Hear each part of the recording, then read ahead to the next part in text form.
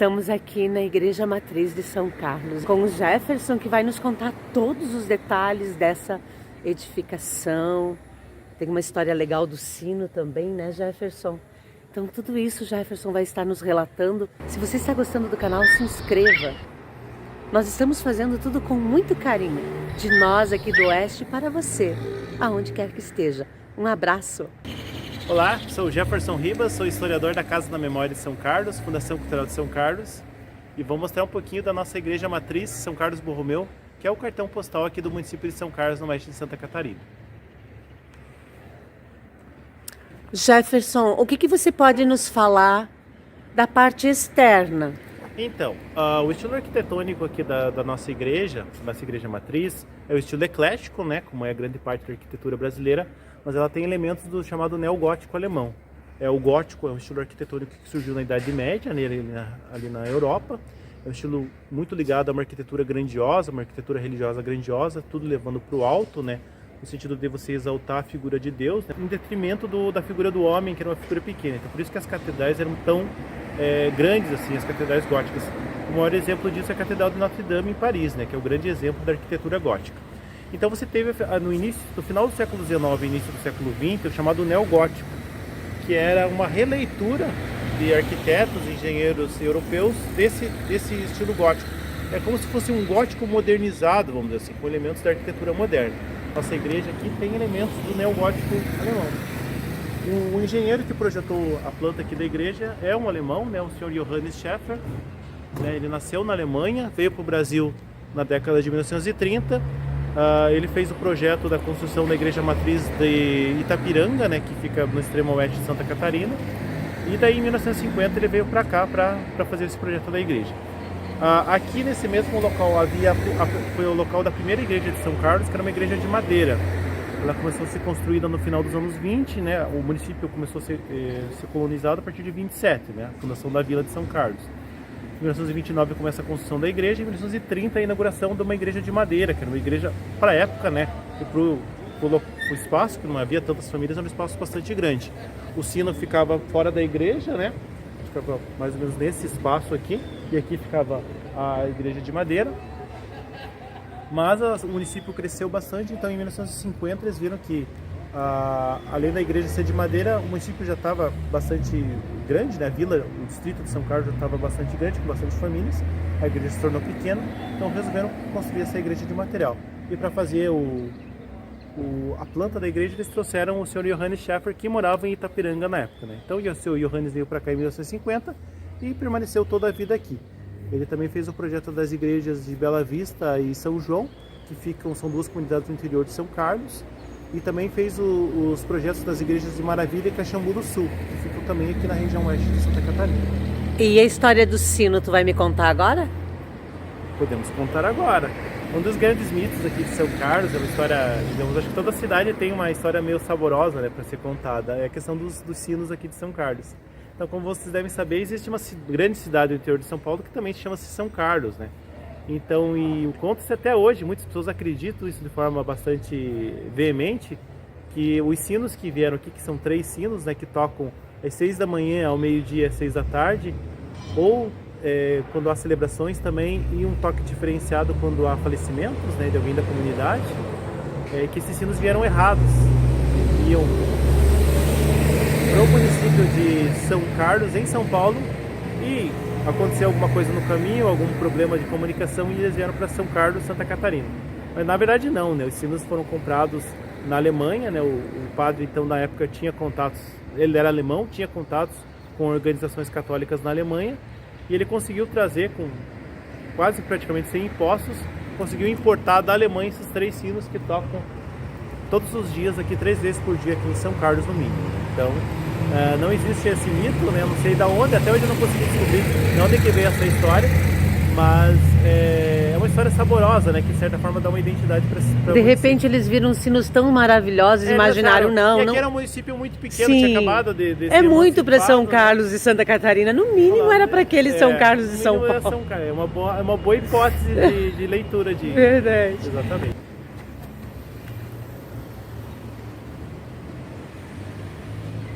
É muito alta essa igreja, mas ela é linda.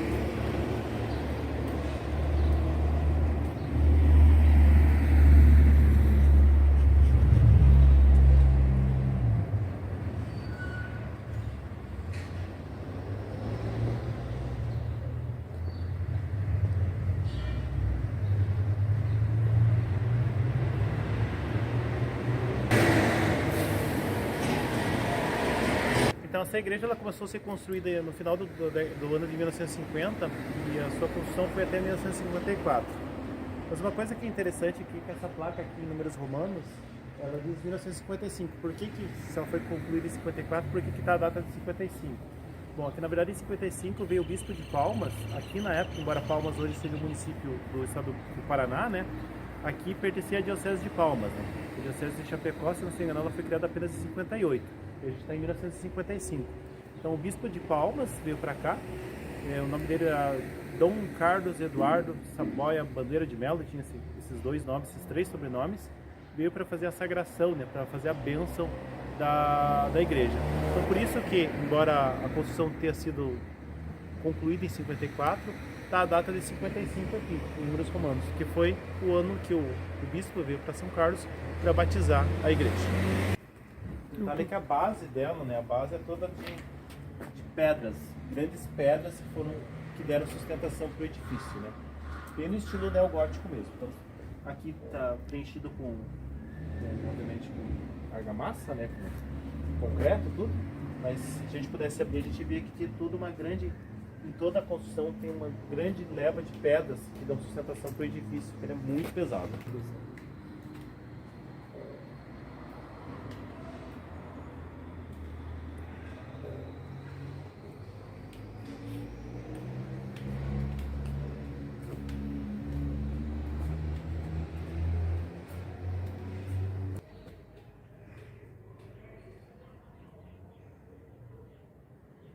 A entrada lateral da igreja de São Carlos. Bom, então esse aqui é o interior da nossa igreja, né? O nosso cartão postal, que é a igreja de São Carlos Borromeu, né? Se vocês notarem, né, tem muitos elementos do neogótico, aquilo que eu havia falado ali fora para vocês, né? Então, questão da própria arquitetura, né? Essa questão ligada ao alto, essa questão do altíssimo, né? De ver Deus como esse ser grandioso e o homem, o ser humano, como apenas uma criatura, né? Mas que referencia a esse Deus, essa força superior. A questão que também está muito relacionada ao neogótico, né? A questão dos vitrais, né? Os vitrais grandiosos, sempre como narrativas. Os vitrais na Idade Média, e na Idade Moderna também, vamos dizer assim, eles tinham muita função pedagógica, né? Então você tinha uma população que muitos eram analfabetos, então as imagens comunicavam, né, histórias, comunicavam preceitos bíblicos, né, através dos santos, da Sagrada Família, né, e obviamente de Jesus Cristo, né, e os anjos. Né. Então os vitrais, representando muito dessa ideia gótica, nesse templo neogótico, também tem essa função pedagógica também.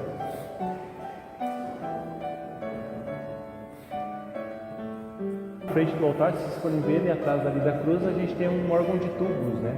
É um órgão de tubos que foi recém-restaurado. Ele foi reinaugurado na data de 4 de novembro de 2021, que é a data do padroeiro aqui de São Carlos, né, São Carlos Borromeu. E esse órgão de tubos ele chegou aqui em São Carlos na década de 50, final da década de 50, né? Veio do Rio Grande do Sul. Também uma coisa que dá bastante orgulho para os são carlenses, né? Também. Ele ficou muito tempo danificado, muito tempo sem ninguém tocando ele. E agora ele passou por um processo de restauração e está funcionando plenamente. Olha que interessante, esses tubos são abertos embaixo. Eles têm uma abertura. Pensa no som que dá um órgão desse numa igreja e o eco. É maravilhoso. Está fechado, né, o ambiente agora, o órgão obviamente só para os músicos aqui da igreja, né? Mas basicamente o músico ou a musicista senta aqui, né? Aqui fica a partitura. Ele usa também a parte de baixo para tocar, né? Os pés também.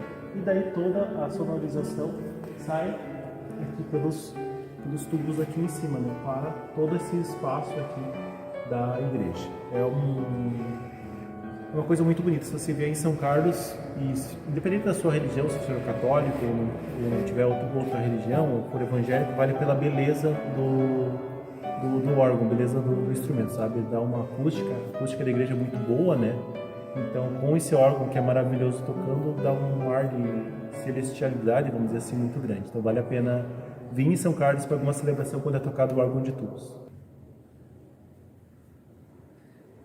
A gente vai ter que vir a uma celebração onde seja tocado esse órgão. É que originalmente ele era na parte do mezanino, né? Ele ficava lá atrás, lá em cima da porta, naquele pedaço. E daí depois ele foi transferido para cá. O próprio altar ele não ficava tão à frente, ele ficava mais para cá, né? E daí devido à questão do órgão ser transferido para essa parte de trás da igreja, né? O altar teve que ser estabelecido um pouquinho mais para frente, mas originalmente ele ficava lá no mezanino, lá em cima. Tem aquele espaço lá mais tá um pouco mais escuro, né?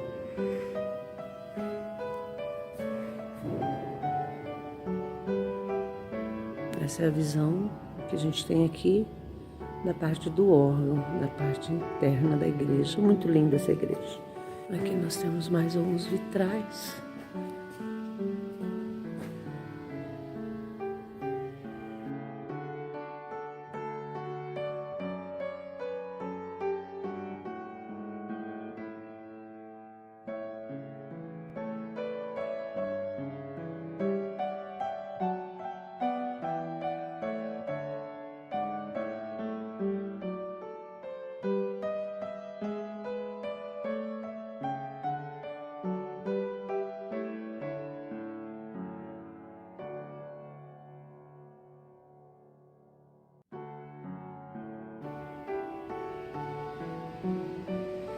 Essa é a parte do confessionário, né?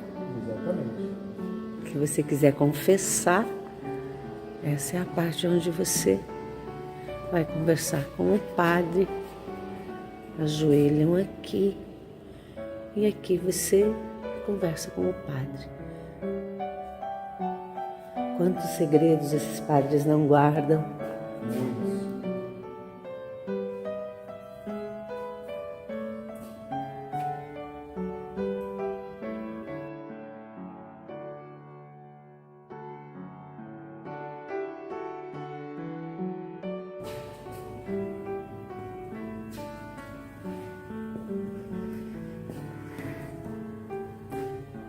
E são dois confessionários, ó. Tem um na direita e um na esquerda. Todo em madeira. Aqui nós temos São Carlos de Borromeu, o padroeiro do município. Aqui, pelo jeito, nós temos a túnica do bispo que veio. Na verdade, esse é a túnica na época padre ainda, né? O Anselmo Miller. Depois ele se tornou bispo, mas ele se tornou bispo, ele foi para Januário e ele foi para Januária, que é um município de Minas Gerais. Olha. Mas ele teve, na década de 70, na década de 80, ele teve bastante tempo aqui em São Carlos. É um padre bastante celebrado, bastante, né? As pessoas gostam muito dele. A gente vê que as pessoas se lembram dele de forma bastante positiva, né? Por isso que a batina dele está aqui. Eu acho que a vinculação dele também, afetiva com São Carlos, foi muito forte.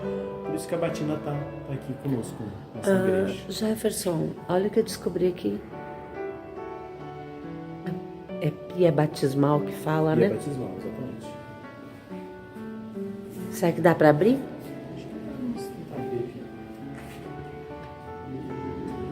Olha, a pia batismal.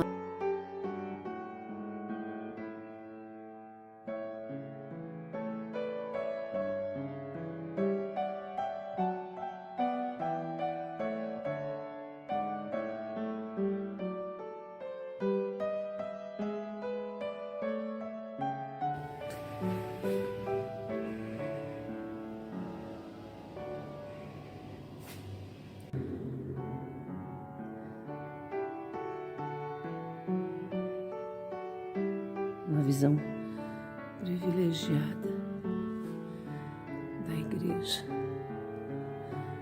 de São Carlos.